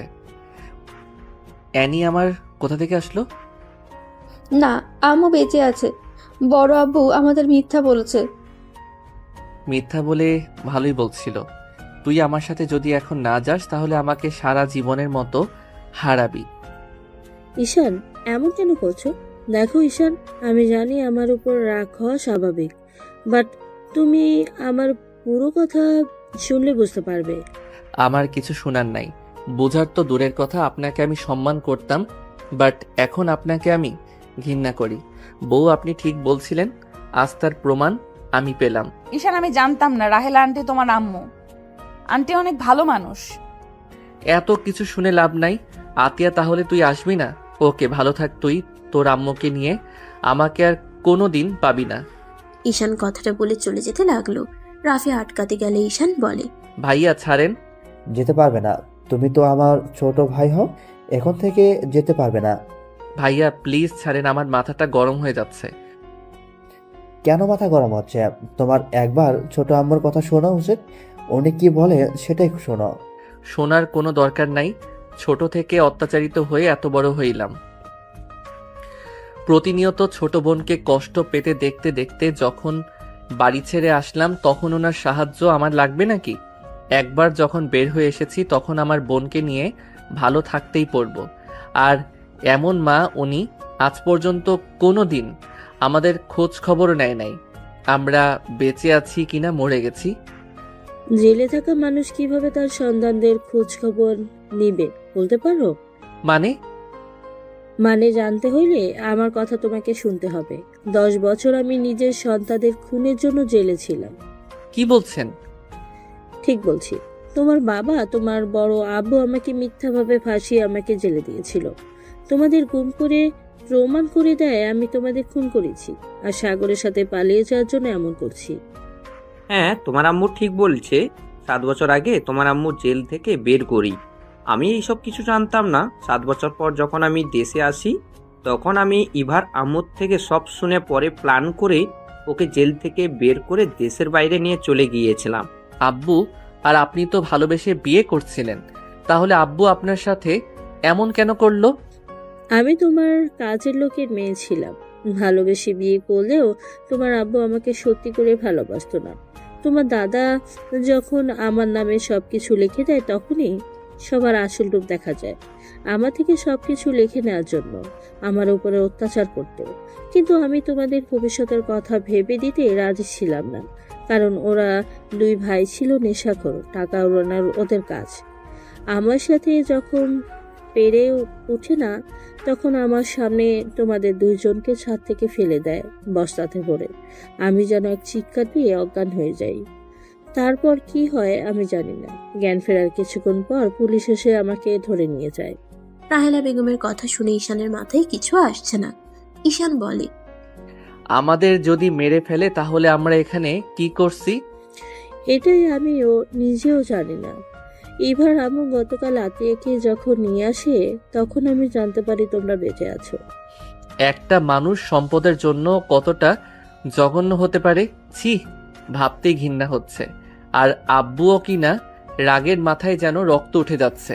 ঈশানের কাছে রাহেলা বেগম এসে জড়িয়ে ধরে বলল, ঈশান, আমি জানি তোমার অনেক রাগ হচ্ছে। রাগ করো না, আমি যত তাড়াতাড়ি পারি ওদের পাপের শাস্তি আমি ওদের দিব। আপনি আমাকে ক্ষমা করে দেন, আপনাকে দেখার পর আমার রাগ হচ্ছিল। আমি জানি রাগ হয় স্বাভাবিক। ঈশান রাহেলা বেগমকে জড়িয়ে ধরে বলে, আম্মু আমাদের ছেড়ে আর যাইয়েন না। ঈশানের কথা শুনে রাহেলা বেগম চোখের পানি মুছতে মুছতে ঈশানের কপালে চুমু দিয়ে বলে, আর কখনোই তোমাদের ছেড়ে যাব না। আমি সব সময় তোমাদের সাথেই থাকবো, আর কখনো একা করে দিব না তোমাদের। না আম্মু থাক, আপনাকে আমাদের সাথে থাকা দরকার নাই। যদি আপনার কথা খুব মনে পড়ে তাহলে একটু আমাদের আপনার সাথে দেখা করতে দিলে হবে। এটা কেন বলছো? তোমরা আজ থেকে এখানে থাকবে, তোমার আম্মুর সাথে থাকবে ঈশান? না আঙ্কেল, আমি চাই না আমাদের ভাই বোনের জন্য আপনাদের নতুন সংসার জীবনে সমস্যা হোক। আরে ধ্যাত, কি বলো? সমস্যা কেন হবে? দেখো, আমাদের কোনো বাচ্চা হয় নাই, আমি কখনোই বাবা হতে পারবো না, বাট তোমরা আমাদের সন্তান হয়ে আমাদের কি বাবা মা বলে ডাকতে পারবে না? সাগর চৌধুরীর কথা শুনে সবাই যেন অবাক হয়ে গেল। রাফির হুপ্পি বলে, ভাই এসব কি বলছিস? ঠিক বলছি, ডাক্তার অনেক দেখাইছি, কাজ হয় নাই। ঈশান, তুমি কি ওনাকে মেনে নিতে পারবে? আপনি সুখে থাকলে আমাদেরও তো সুখ, মা দুঃখে থাকলে কোনো সন্তান ভালো থাকতে পারে না। তারপর আমি আপনাদের এখানে থাকতে পারবো না। চুপ করো, তোমরা দুজনেই এখানে থাকবে। আব্বু আম্মু তোরা কি বলো? রাফির কথা শুনে সবাই ঈশান আতিয়াকে থাকতে বলতে লাগলো। ঈশান সবার ভালোবাসা দেখে রাজি হয়ে যায়। ঈশানকে নিয়ে রাফি রুমে চলে গেল। ঈশান ফ্রেশ হয়ে রাফির সাথে নিচে আসলো, সবার সাথে বসে খাবার খেতে লাগলো। ঈশানের আম্মু ঈশানের দিকে তাকিয়ে খুশিতে চোখের পানি চলে আসলো। ঈশান বলে ওঠে, আম্মু কান্না করছেন কেন? না কিছু না, তুমি খাও। ঈশান খাবার খেতে লাগলো। খাওয়া শেষ হইলে ইভা বলে, আন্টি আঙ্কেল, আমি যে আপনাদের ছেলের বউ হয়েছে আপনারা কি মেনে নিয়েছেন নাকি আমাকে পছন্দ না? ইভার কথা শুনে সবাই হেসে ফেলল। সাগর চৌধুরী বলে উঠে, না না, আমাদের বৌমাকে অনেক পছন্দ হয়েছে। যাক, শুনে ভালো লাগলো, বাট আপনাদের ছেলে তো আমাকে পছন্দ করে না। ইভার কথা শুনে সবাই ঈশানের দিকে ব্রুকুচকে তাকালে ঈশান বলে, আমার দিকে এভাবে তাকিয়ে আছেন কেন? আরে উনি আমার সিনিয়র, আর উনি অনেক রাগী। ওনার সাথে কথা বলতে ভয় লাগে, কখন রেগে যাবে কে জানে। বউকে ভয় পাওয়া ভালো, বাট সিনিয়র বলে কখনই বউকে সম্মান করো না। স্বামী স্ত্রীর সম্পর্কটা হয়তো এখন বুঝতে পারছো না, তুমি এখনো অনেক ছোট, আস্তে আস্তে সব বুঝে যাবে। আমি অত ছোট না, আমি জানি বউকে সম্মান করতে হয়। বউ রেখে অন্য মেয়ের সাথে বেশি মেশা লাগে না। সব সময় বউকে খুশি রাখার চেষ্টা করতে হয়। এত কিছু জানো, তারপর না গতকাল পার্টিতে ওইসব কি করলে? পুরো লুচ্চা একটা। বাজে কথা বলবেন না, উনি আমার বড় বোনের মতো, আমাকে উনি ছোট ভাইয়ের মতো ভালোবাসে। রাফি ভাইয়াকে জিজ্ঞেস করেন। ও, এই তার কাহিনী? এই তুই না আমার বেস্ট ফ্রেন্ড, কই আমাকে তো একবার বললি না ঈশানের সাথে তোর বিয়ে হয়ে গেছে? সে অনেক কথা, সব কথা শেয়ার করে মার খায়, তাই না? কেন? আর এই ঈশান, তুমি এই ফুল হাতা শার্ট পরে থাকো কেন? ভাইয়া হাত কাটা মনে হয়, সেটাও ঢেকে রাখার জন্য ফুল হাতা শার্ট পরে। কিভাবে কাটলো দেখি? ঈশানের হাত কাছে নিয়ে শার্টের হাতা উপরের দিকে তুলে দেখে ব্যান্ডেজ করা। রাহেলা বেগম বলে উঠে, কিভাবে কাটলো? তেমন কিছু না, একটু কেটে গেছে। আর এই জন্য ফুল হাতা পরি, কারণ এইটা দেখলে সবাই হাজার প্রশ্ন করবে, এটা ভালো লাগে না। একটু সাবধানে খেতে পারো না? থাকবো এখন থেকে। ইভা ঈশানের দিকে তাকিয়ে বলল। হঠাৎ করে ইভার কল বেজে উঠলে কল রিসিভ করতেই ঈশানের দিকে দিয়ে বলে, তুলি কল দিয়েছে।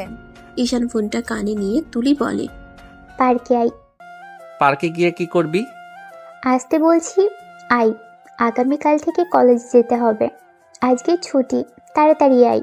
রাকিব বের হয়েছে, তুই আই। আচ্ছা আসছি, তাও রাগ করিস না। গুড, আই তাড়াতাড়ি। ঈশান কল কেটে ইভার দিকে ফোন দিয়ে বলল, আমি একটু বের হব। কোন পার্কে যাবে? গতকাল যেটাতে গেছিলাম ওইটাতে। এখন কোন সময়ের যাওয়া? আরে ওরা যেতে বলছে, না গেলে রাগ করবে, আমি আসছি। ঈশান সবার থেকে বিদায় নিয়ে বের হয়ে গেল। ঈশান রিক্সা নিয়ে চলে গেল। পার্কের ভেতরে ঢুকতেই তিনজন ভ্যাবাচেকা খেয়ে গেল। ঈশান তুলির চোখ ধরে টেনে পার্ক থেকে বের হয়ে গেল। তুলি লজ্জায় বলে ওঠে, কুত্তা, এই পার্কে সাজেশনে রাকিবের বাচ্চা দিয়েছে। কচু আগে দেখবি না, তারপর নিয়ে আসবি। আরে ভাই, কে জানতো এইটাতে তো সুন্দর অবস্থা। আগেটাতে কত ভালো ছিল, আমি ভেবেছিলাম এইটাও ভালো হবে। টাকাটা নষ্ট। দেখ, চল লেকের পারে যাই, আর টিকিট কিনবো না। তিনজন লেকের পাড়ে চলে গেল। তিনজন বসে থেকে আড্ডা দিতে লাগলো। সন্ধ্যার দিকে তিনজন যার যার মতো চলে গেল। ঈশান রাফিদের বাসায় চলে গেল। বাসার ভিতরেই ঢুকতে দেখে সবাই মজা করছে। ঈশান এগিয়ে গিয়ে বলল, আমাকে রেখে কি নিয়ে তো হাসাহাসি হচ্ছে? তোমার বউ আমার 12টা বাজিয়ে দিয়েছে, সবাইকে তোমার আপুর ব্যাপারে বলে দিয়েছে। এখন সবাই ছবি দেখার জন্য উঠে পড়ে লেগেছে। এইটা তো ভালো, আঙ্কেল আন্টি আপু অনেক ভালো। ভাইয়াকে বিয়ে করিয়ে দেন। আমি ইন্টারে উঠে বিয়ে করলাম, আর ভাইয়া তো আমার থেকে বড় আছে। এভাবে রিলেশন কন্টিনিউ করার থেকে বিয়ে করা ভালো। ঠিক বলছো, কিন্তু এই ফাজিল তো ছবি দেখাচ্ছে না। ছবি দেখা লাগবে না আঙ্কেল, সরি মানে আব্বু, আপনি ফুপি তো ওনাকে চেনেন। ঈশানের মুখে আব্বু আম্মু ডাক শুনে রাহেলা বেগম সাগর চৌধুরীর মুখে হাসি ফুটে উঠল। সাগর চৌধুরী রাফির ফুপ্পি বলে, তাই কি সেই? রাফি ভাইয়া যে বাসায় ভাড়া থাকতো, ওই বাসায় যে তৃতীয় তালায় যে রূপা নামে একটা মেয়ে থাকতো, ওইটাই সেই। কথা শুনে সবাই হা হয়ে গেল। রাফির দিকে তাকাতেই রাফি লজ্জায় মাথা নিচু করে ফেলল। আচ্ছা বাবা, ওটা ফ্রেন্ড ছিল তাই না? না মানে, হারে ফাজিলের ফাজিল, আমাদের কিভাবে বোকা বানাইলো। ভাই ভাবি, আপনাদের বৌমাকে আমরা চিনি। লতিফ খানের একমাত্র নাতনি, মেয়েটা নম্র ভদ্র। ওনারা তো আমাদের থেকে বড় লোক, ওনারা কি রাফির সাথে বিয়ে দিতে রাজি হবে? ধুর আম্মু, কি যে বলো না। আন্টি তো রাজি, আর আঙ্কেলকে আমি পটিয়ে ফেলবো, এইটা নিয়ে প্যারা নাই। আর আপু যা বলে ওনার ফ্যামিলি তাই মেনে নেয়। তাহলে আর কি, বিয়ের প্রস্তাব নিয়ে যাব কি বড় ভাইয়া? সবাই কথা বলতে লাগলো। রাফি লজ্জায় চলে গেল। 9টার দিকে সবাই খাবার খেতে বসলো। খাবার খেয়ে ঈশান, ইভার আম্মু।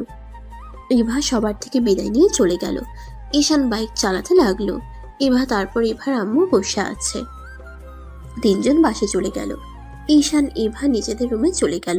ঈশান শার্ট প্যান্ট নিয়ে গোসল করতে চলে গেল। গোসল করে সোফায় বসতেই ইভা বলে, আজকে খাটে ঘুমাও, নিচে ঘুমাতে হবে না। আর কোনো রিস্ক নিব না। আবার কখন দেখা যাবে একটু হাত পা উঠে গেলে, সকালে উঠে দেখবো আমার হাত পা নিচে কাটা অবস্থায় পড়ে আছে। ঢং ভালোভাবে বললাম, ভালো লাগলো না? যা, তোর নিচে ঘুমানো উচিত, যা ভাগ।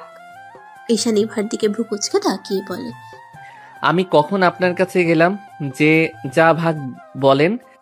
সাহস থাকলে তো আসবি, ভীতু কোথাকার, যা এখান থেকে।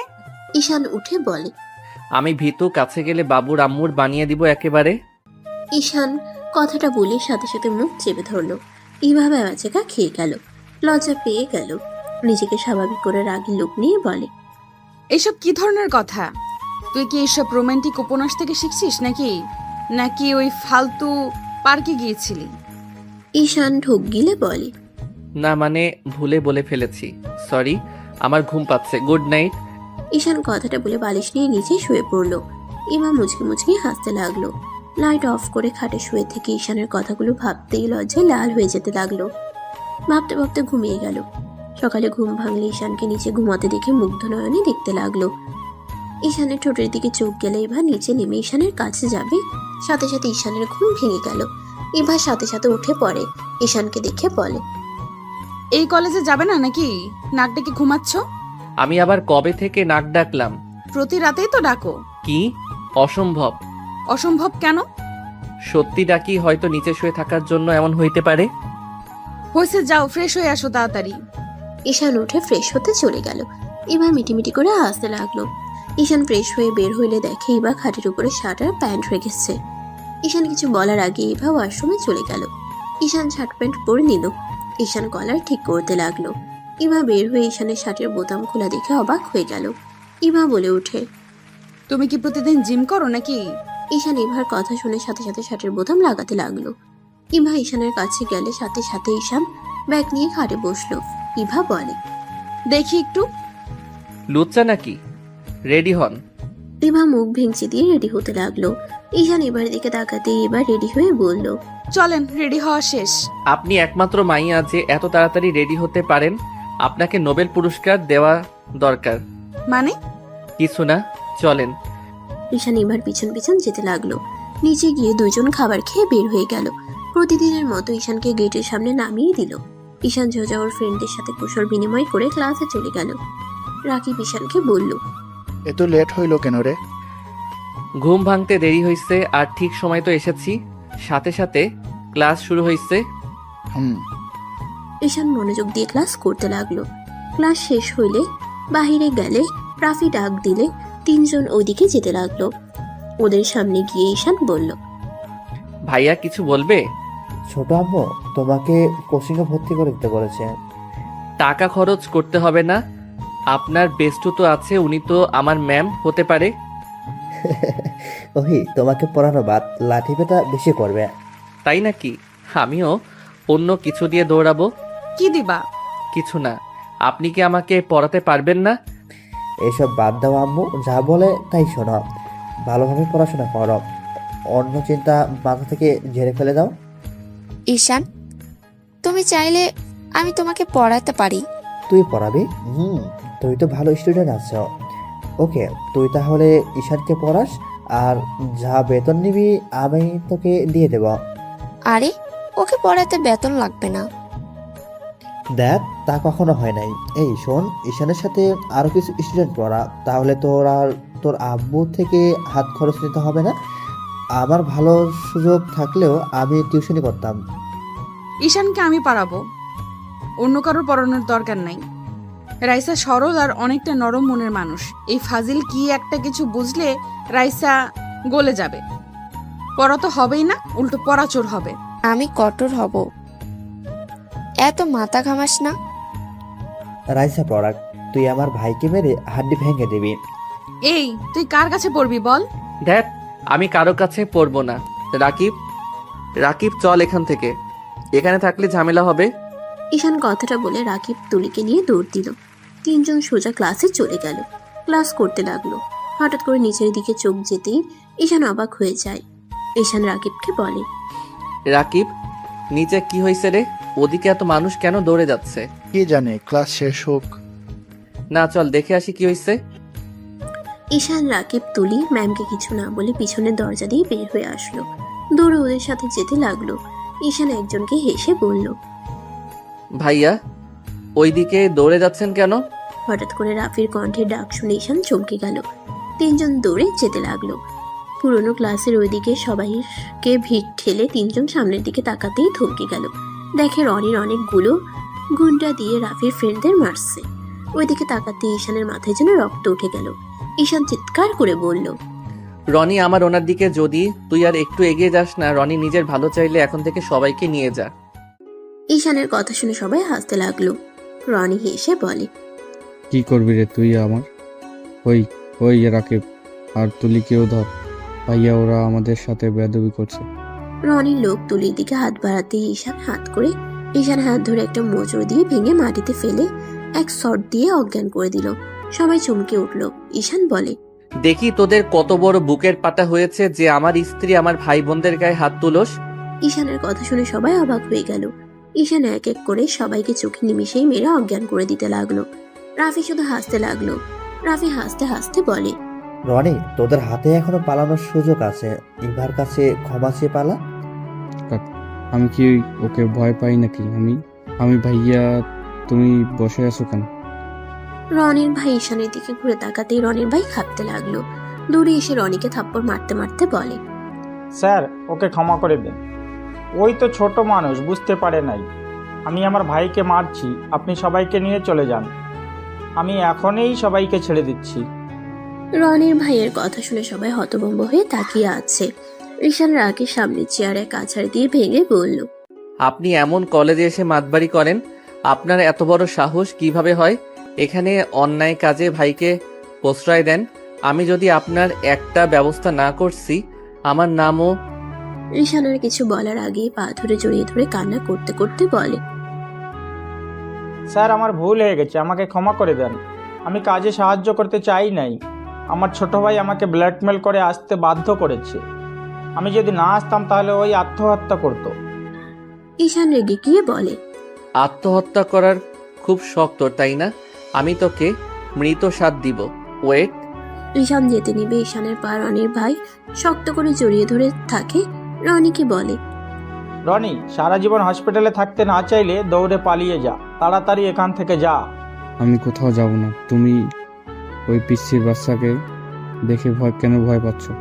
কে পিচ্ছি রে? এই আপনি পা ছাড়েন। আপনার ভাইকে আমি একটু পিচ্ছিগিরি দেখাই। রনির ভাই বলে, তুই এখান থেকে যাবি? কিসের ভাব দেখাস তুই? হ্যাঁ, তুই জানোস ওই কে? ওই যদি একবার বসকে কিছু বলে, আমার চাকরি থাকবে না, আর তোকে জেলে দিতে 1 মিনিট সময় লাগবে না। আর ওই যদি তোকে মারে, সব প্রমাণ 1 নিমেষেই শেষ হয়ে যাবে। রনির ভাইয়ের কথা শুনে সবাই যেন ঈশানের দিকে তাকিয়ে আছে। রনি ভয়ে কাঁপতে লাগলো। রনি দৌড়ে পালিয়ে গেল। রনির ভাই বলে, স্যার, আমাকে ক্ষমা করে দেন। আমি আর কোনোদিন এমন ভুল করব না। আমার চোখের সামনে থেকে যান, আর আপনার ভাই আমার নজরে সব সময় থাকবে। ঈশানের কথা শুনে ভয়ে দৌড়ে চলে গেল। রাকিব, তুলি, ইভা, রাফি বাদে সবাই যেন ভূত দেখার মতো দেখছে। ঈশান ইভার কাছে গিয়ে দড়ি খুলে দিল। ইভা ঈশানকে বলল, আমি কি চোখে ভুল দেখছি? জানি না। ব্যথা পাইছো? ঈশান ইভার ঠোঁটের রক্তগুলো মুছে দিতে লাগলো। ইভা রাগ করে বলল, যা এখান থেকে কুত্তা। তুই এতক্ষণ কই ছিলি? আর একটু হইলে সবার সামনে। ইভা কথাগুলো বলে কান্না করতে লাগলো। ঈশান ইভাকে জড়িয়ে ধরে বলল, সরি, আমি ক্লাসে ছিলাম, আর আমি থাকতে তোমার ক্ষতি কেউ করতে পারবে না। আর ওই সবাই এভাবে কি দেখেন? এখান থেকে যাবেন। ঈশানের কথা শুনে সবাই চলে যেতে লাগলো। রাইসা হতভম্ব হয়ে তাকিয়ে আছে ঈশান আর ইভার দিকে। রাফি আর সবাই কাশি দিয়ে বলল, আমি তোর বড় ভাই, রোমান্স পরে কর। ঈশান সাথে সাথে ইভাকে ছেড়ে দিয়ে বলল, সরি ভাইয়া, ভুল সময় চলে এসেছি। তোমাকে এত মারছে, আর আমাকে একবার কাউকে দিয়ে ডাক দিতে পারলে না? ঈশান, তোমার এই কলেজে পড়া উচিত না। এখান থেকে চলো। ইভা, ঈশানের হাত ছাড়ো। কোন হাত ছাড়বো? ওর বিপদ আছে, এখানে থাকা নিরাপদ না। ঈশান সাথে সাথে ইভাকে ছেড়ে দিয়ে বলল। ঈশানের হাত ধরে রাফি নিয়ে যেতে লাগলো। ইভা ঈশান রাফির পিছন পিছন যেতে লাগলো। ঈশান রাফির বাইকে উঠলো। ইভা ঈশানদের পিছন পিছন যেতে লাগলো। হঠাৎ করে পিছন থেকে ঈশানের উপরে কেউ গুলি চালিয়ে দিল।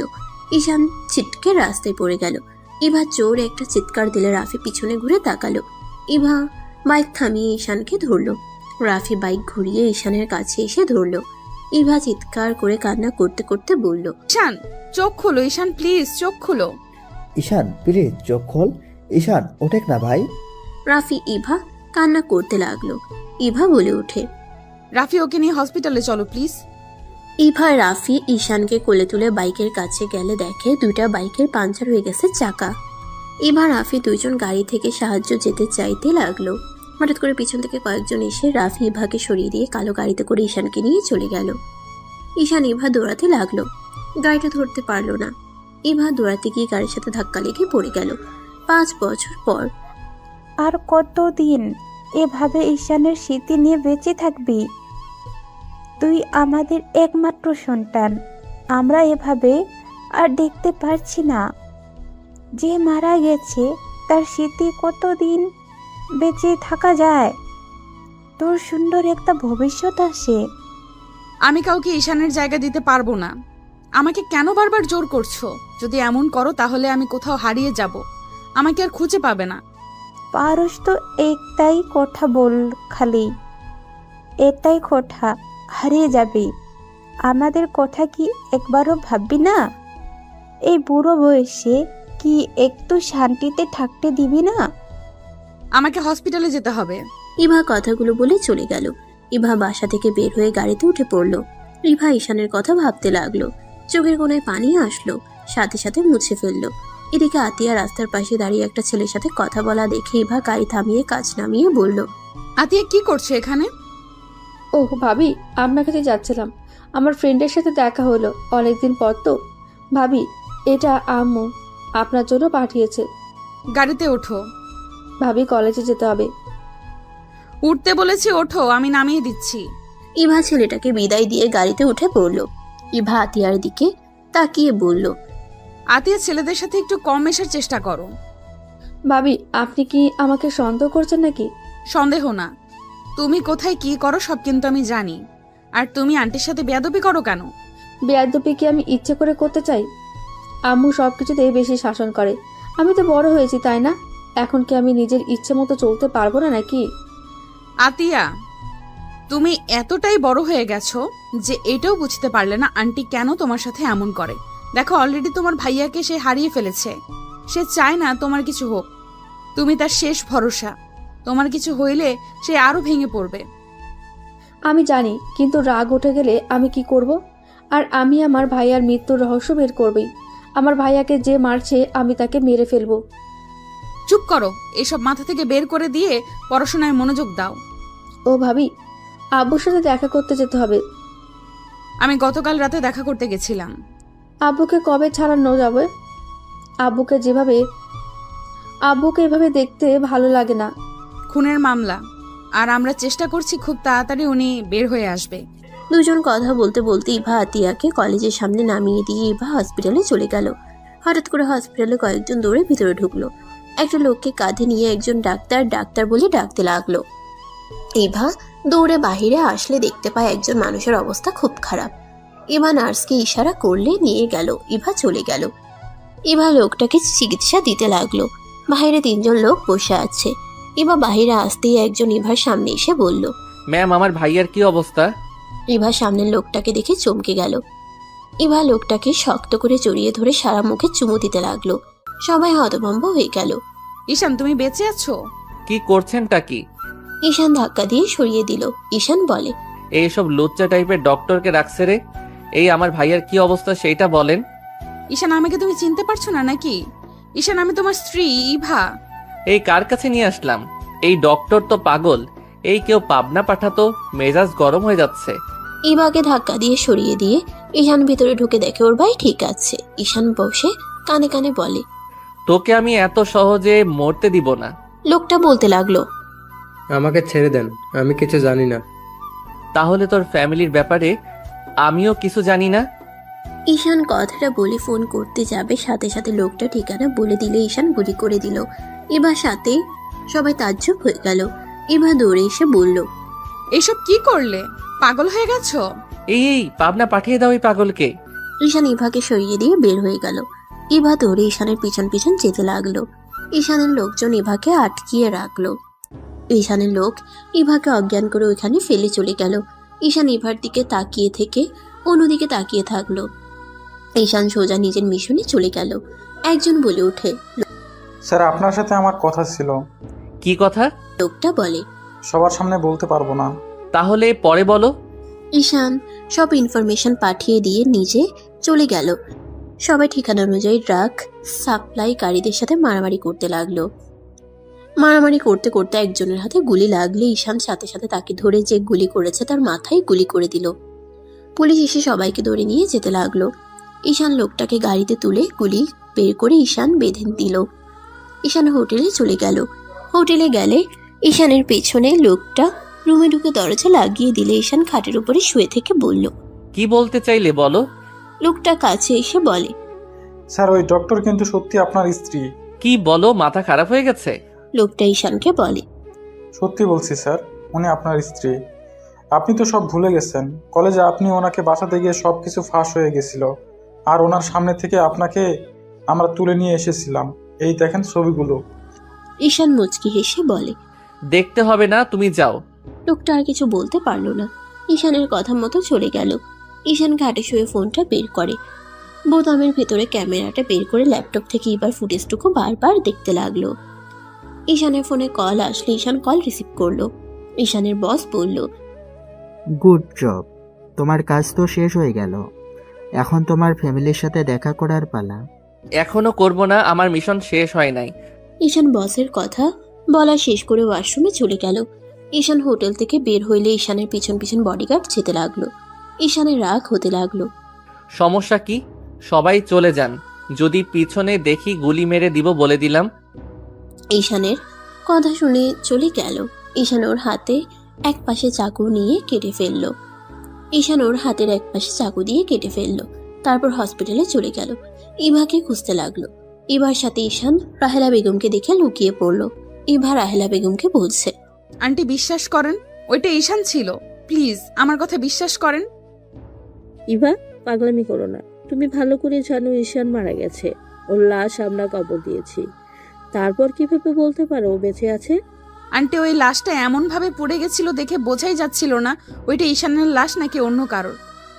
ওর শার্ট প্যান্ট টুকরো দেখে তো বোঝা যাচ্ছিল। দেখো, তুমি ভুল দেখছো। এমন পাগলামি করো না। আর তোমার আম্মু তোমার বিয়ে ঠিক করেছে, আগামীকাল তারা আসবে।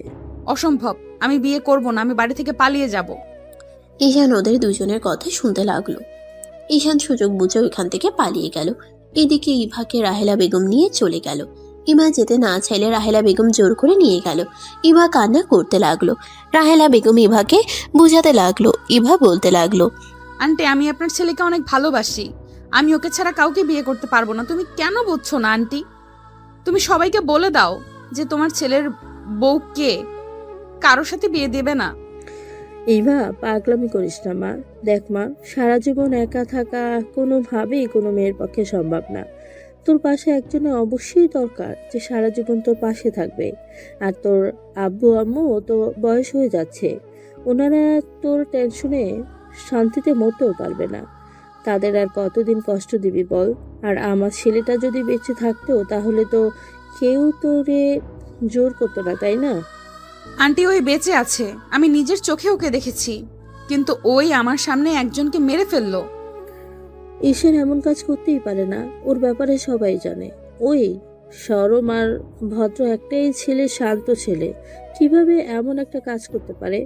ওই যদি ওইরকম হইতো তাহলে ওর বড় আব্বুর কাছে এত অত্যাচারিত হতো বল? আন্টি তুমি জানো না, ঈশান সবার সামনে যেমন দেখাতো আসলে ওই তেমন ছিল না। সেদিন আসল ঘটনা তোমাকে বলি নাই, তুমি আমার কথাটা পুরো শোনো। ইভা কলেজের সবকিছু খুলে বলে। রাহেলা বেগম অবাক হয়ে বলে, কি বলছিস এসব? হ্যাঁ ঠিক বলছি, ঈশান নাকি এমন ক্ষমতাও আছে যেখানে নাকি ওই কাউকে খুন করলে তার প্রমাণ পাওয়া যায় না। রনির ভাই পর্যন্ত ঈশানের পা ধরে কান্নাকাটি করেছিল, রনির জীবন ভিক্ষা পর্যন্ত চাইছিল। রাফি নিশ্চয়ই কোনো কিছু জানে। আমার ছেলেটা কেন রাজনৈতিক দলের সাথে জড়িত গেছিল না তো?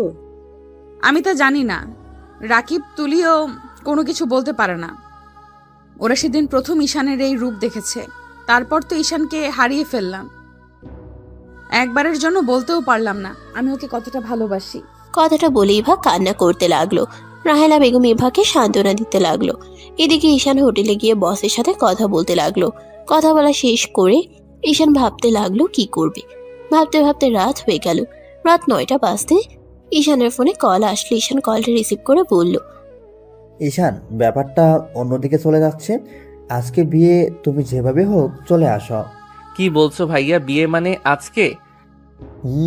আঙ্কেল আন্টি জোর করে দিচ্ছে। ইভা অনেক কান্না করতেছে। বর কি এসেছে নাকি না? এখনো আসে নাই, রওনা দিয়েছে। আচ্ছা বাই। ঈশান কল কেটে দিয়ে কি করবে ভেবে না পেয়ে হঠাৎ মাথায় আইডিয়া আসলো। ঈশান কয়েকজনকে কল দিয়ে মোড়ের সামনে পাঠিয়ে দিল। অপেক্ষা করতে ঈশানের ফোনে কল আসলে ঈশান বাইক নিয়ে চলে গেল। বরের গাড়ি থেকে বরকে নামিয়ে ঈশান সাইডে নিয়ে গিয়ে বলল, এই বিয়ে আপনি করতে পারবেন না। যাকে বিয়ে করছেন সেই আমার স্ত্রী। আমি একটা ঝামেলার কারণে তাদের সামনে যেতে পারছি না। লোকটাকে বোঝানোর পর লোকটা সাহায্য করতে রাজি হয়ে গেল। ঈশান বরের গাড়িতে উঠে চলে গেল। ঈশান মুখে রুমাল দিয়ে চলে গেল। ঈশানকে দেখে সবাই কানাঘুষা করতে লাগলো। ইভাকে নিয়ে আসতে শুরু করলো। ইভার দিকে চোখ লেগে বোঝা যাচ্ছে ইভা যেন পাথরের মূর্তি হয়ে গেছে। রাহেলা বেগম ইভাকে ঈশানের পাশে বসিয়ে দিল। আতিয়া ঈশানের দিকে তাকিয়ে বলল, আচ্ছা দুলাভাই, আপনাকে না কেমন যেন আমার ভাইয়ের মতো লাগতেছে। আচ্ছা, আপনার মুখ ঢেকে রাখছেন কেন? এই যুগে কে মুখ এভাবে রুমাল দিয়ে ঢাকে? ঈশান তো ঢোক গিলতে লাগলো।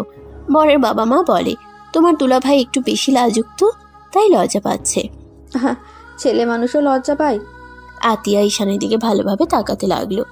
আতিয়া বারবার ঈশানের দিকে তাকালে ঈশান নিজের মুখ ভালো করে ঢাকতে লাগলো। রূপা বলে ওঠে, আরে দুলাভাই, এত লজ্জা পাইয়েন না, দেখি মুখটা। আরে ছাড়ো, ওনার লজ্জা লাগছে। হোদাই কেন ঝামেলা করছো? কাজী সাহেব, বিয়েটা তাহলে পড়িয়ে দেন। ইভা রাফির দিকে তাকিয়ে আছে। রাফি এবার চোখের পানিগুলো দেখে চোখ সরিয়ে নিল। কাজী বিয়ে পড়াতে লাগলো। ঈশান ভয়েস চেঞ্জ করে কবুল বলতে লাগলো। ইভাকে বলতে বললে ইভা কোনো কথা বলে না। ইভার আম্মু কাছে এসে কানে কিছু বলে। ইভা কবুল বলতে বাধ্য হইল। বিয়ে পড়ানো শেষ হয়ে গেলে ইভা দৌড়ে চলে গেল। ঈশান মুখে রুমাল সরিয়ে দিলে সবাই যেন থমকে গেল। রাহেলা বেগম আতিয়া দৌড়ে এসে ঈশানকে জড়িয়ে ধরে কান্নায় ভেঙে পড়ল। রাহেলা বেগম বলে ওঠে, ঈশান, তুই বেঁচে আছোস? ঈশান, এতদিন কোথায় ছিলি? ঈশান, 5 বছর একটা বারো কি আমাদের কথা মনে পড়ে নাই? আম্মু শান্ত হন প্লিজ। আতিয়া পাগলি, কান্না বন্ধ করবি? তোর কান্না দেখে মনে হচ্ছে আমি মারা গেছি নাকি? কুত্তা বিড়াল, তুমি অনেক খারাপ। তুমি জানো না আমি তোমাকে ছাড়া থাকতে পারি না? কুত্তা, তুমি এতদিন কোথায় ছিলে? কুল বোন আমার, আর মারিস না তো। আমাকে কথা বলার সুযোগ তো দে। ঈশান এবার আম্মু আব্বুর দিকে তাকিয়ে বলে, সরি আঙ্কেল আন্টি, আমার জন্য আপনার মেয়েকে অনেক কষ্ট পেতে হইল। তুমি এমন কেন করলে? তুমি বেঁচে থাকা সত্ত্বেও তুমি কেন এমন করলে? তুমি জানো আমরা আমাদের মেয়েকে কতটা পেশা দিয়েছি, কতটা কষ্ট দিয়েছি। এই বিয়েটা ব্ল্যাকমেল করে দিতে হচ্ছে। এবার ঠিক বলেছিল, আমরা ওর কথা বিশ্বাস করি নাই। এবার আম্মু কান্না করতে লাগলো। ঈশান এবার হবু বর আসলে ঈশান ওদেরকে ধন্যবাদ দিয়ে দিল। ওরা সবাই বিদায় নিয়ে চলে গেলে ঈশান কিছু বলবে তার আগেই বডিগার্ড এসে রাফিকে দেখে বলে, স্যার, ওনাকে আমি চিনি স্যার, উনি ওই সেই দিন ছিল। আপনি প্লিজ সবাইকে নিয়ে চলে যান। আমি কল দিলে আমাকে নিয়ে যাইয়েন। লোকটা ঈশানের কথা শুনে চলে গেল। ঈশান সবার দিকে তাকিয়ে কান ধরে বলল, সরি সরি সরি, প্লিজ সবাই ক্ষমা করে দেন। আমার পুরো কথাটা একটু ধৈর্য ধরেন। কি বলবে বলো? সেই দিন আমার উপরে RS গ্রুপের মালিক হামলা করেছিল, কারণ আমি তাদের অবৈধ সবকিছু ধরিয়ে দিয়েছিলাম। আমি গোয়েন্দা বিভাগের মানুষদের সাহায্য করতাম ক্লাস 8 থেকে। আমি বয়সে ছোট হইলেও আমার বুদ্ধির কারণে গোয়েন্দা বিভাগের এজেন্টকে আমি একবার বাঁচিয়েছিলাম। সেই সব ট্যালেন্ট দেখে আমাকে তার অনেক পছন্দ হয়, আর এইসব বিষয়ে আমার আগে থেকে অনেক আগ্রহ ছিল। আমি ওনাদের সাথে ট্যালিং করতাম। আমাকে ছোট ভেবে প্রথমে নিতে রাজি হয় নাই। আমার আগ্রহ দেখে তারা আমাকে নেয়। আমি পড়াশোনার পাশাপাশি ওইখানে গিয়ে ট্যালিং নিতাম। কি এত ছোট বয়সে এইসব কিভাবে যেতে পারলে তুমি? ছোট আম্মু, পুরোটাই বলতে দেন, তারপর বল। 10 থেকে 6 মাস ওইসব বাদ দিয়ে পড়াশোনা নিয়েছিলাম। 2 মাস ছুটি পেয়েছিলাম। ওই 2 মাসে 3টা কেস আমি সমাধান করতে সাহায্য করছি। তারপর সবাই আমার উপরে ইমপ্রেস হয়ে গেছিল, আর আমাকে ক্ষমতা দেওয়া হয়েছিল, আর সবাই আমাকে অনেক ভালোবাসে, বিশ্বাস করে। আর আমি যেভাবে থাকতাম, আমাকে ধরার মতো ক্ষমতা কারো ছিল না। সেই দিন সব সমস্যা হয়ে যায়। রাগের বশে নিজের পরিচয়টা উচ্ছেদ হয়ে যায়। ওই কলেজের একজন RS কোম্পানির মালিককে সব বলে দিলে আমার উপরে হামলা করে, আর আমাকে বাঁচাতে রাফি ইভাকে সরিয়ে দিয়ে আমাকে নিয়ে চলে যায়। আর আমার অবস্থা বেশি ভালো ছিল না। এখান থেকে যাওয়ার পর আবার অ্যাক্সিডেন্ট হয়ে যায়। ভাগ্যক্রমে আমি বেঁচে যাই। মাথায় অনেক আঘাত পাওয়ার কারণে পাগল হয়েছিলাম। 2 বছর যখন ঠিক হইলাম, তখন বস ছাড়া কেউ জানতো না। সবাই জানে আমার স্মৃতিশক্তি নাই।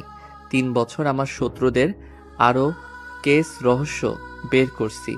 এতদিন আমি দেশের বাহিরে ছিলাম, 1 বছর আগে দেশে এসেছি। সব বুঝলাম। 1 বছর আগে দেশে আসলে তুমি আমাদের সাথে কেন দেখা করো নাই? আমি চাইলে দেখা করতে পারতাম না। আমার পিছনে সব সময় শত্রু লেগে আছে। আমার জন্য আমার ফ্যামিলির কোনো মানুষের ক্ষতি হবে এইটা কখনোই আমি মেনে নিতে পারবো না। আর এখন মোটামুটি আমার আর একটা মিশন আছে, সেইটা শেষ হইলে আমার কাজ আমি ছেড়ে দিব। তুমি যদি এত সাহসী হও তাহলে বড় আব্বু যে আমাদের ওপর অত্যাচার করতো, তাহলে তুমি কিছু বলতে না কেন? সব সময় মার খেতে। উনি আমাদের গুরুজন, আর সব ভাবতাম উনি যেমন হোক আমাদের তো খাওয়াচ্ছে পড়াচ্ছে। আর তোকে নিয়ে ভাব কোথায় যাব আমি? আমি একা হইলে কবে ওইখান থেকে বের হয়ে আসতাম। তোকে নিয়ে বিপদে আরো পড়তে চাই নাই, তাই আমি সব সহ্য করে গেছি। তোর নিরাপত্তার কারণে আমি সব মেনে নিয়েছি। আব্বু থেকে বড় আব্বু অনেক ভালো আছে। আব্বু অনেক ভালো ভাইয়া। আব্বু তোমার খুনের কারণ বড় আব্বুকে ভেবে বড় আব্বুকে খুন করে জেলে গেছে। আর আব্বু আমাদের অনেক ভালোবাসে। সেদিন ছাদ থেকে আব্বু আমাদের বাঁচিয়েছিল, আমাদের জায়গায় অন্য বস্তা রেখেছিল। সেই আমাদের অনেক ভালোবাসতো, বাট কখনোই প্রকাশ করতো না। আতিয়ার কথা শুনে ঈশান হতভম্ব হয়ে গেল। কি বলছিস এইসব? হ্যাঁ ঠিক বলছি, তোমার আব্বু তোমাকে অনেক ভালোবাসে। তোমার মৃত্যু সহ্য করতে না পেরে ঈশান একবার তোমার আব্বুর সাথে দেখা করো, সেই নিজেকে তিলে তিলে শেষ করে দিচ্ছে। হ্যাঁ ঈশান, তোমার আব্বুর সাথে দেখা করো। আমি আপাতত জেলে যেতে পারছি না। আচ্ছা চিন্তা করেন না, আমি আব্বুকে জেল থেকে বের করে নিয়ে আসবো। এবার কাছে গিয়ে দেখা করো। মেয়েটা আমার মনে হয় কান্না করতে করতে অবস্থা খারাপ। আচ্ছা কান্না করতে থাক, আজকে যত ইচ্ছে কান্না করুক। এরপর থেকে কখনোই চোখে পানি আসতে দিব না। আমাকে এখন যেতে হবে। আম্মু দোয়া করেন আমি যেন সুস্থভাবে ফিরতে পারি। তুমি কোথাও যাবে না, কোনো মিশন যাওয়া লাগবে না। আম্মু ভয় পাবেন না, কার মৃত্যু কোথায় হবে বলা যায় না। ঈশান ফোন বের করে উকিলকে কল দিয়ে কথা বলে নিল। কথা শেষ করে আতিয়ার কাছে নাম্বার দিয়ে বলল, এটা উকিলের নাম্বার, আমি আসতে সময় লাগবে। উকিল সাথে সব সত্যি খুলে বলিস, আর বাকিটা উকিল দেখে নিবে। আর ইভাকে বলার দরকার নাই। ইভাকে বলো বর লজ্জা পেয়ে 1 সপ্তাহের জন্য বাড়িতে গেছে। ঈশান কথাগুলো বলে বের হয়ে গেল। ঈশান সোজা গার্ডেনের ইনফরমেশন দিয়ে চলে গেল বাইক নিয়ে। মাঝ রাস্তায় গার্ডরা গাড়ির সামনে থামালে ঈশান উঠে পড়ল। ঈশান গাড়ির ভেতরে পোশাক পরিবর্তন করে ফেলল, রেডি হয়ে চলে গেল লোকেশন অনুযায়ী। ওখানে গিয়ে মারামারি চলতে লাগলো। ঈশানের পায়ে একটা গুলি লাগলে ঈশান সোজা লোকটার চোখে গুলি করে দিল রাগে। পুলিশ সবাইকে ধরে নিয়ে গেল। ঈশানের বডিগার্ড ঈশানকে নিয়ে চলে গেল। ঈশান নিজের পায়ের গুলি নিজেই বের করে ব্যান্ডেজ করে নিল। ঈশান সোজা এখান থেকে সিলেট চলে গেল।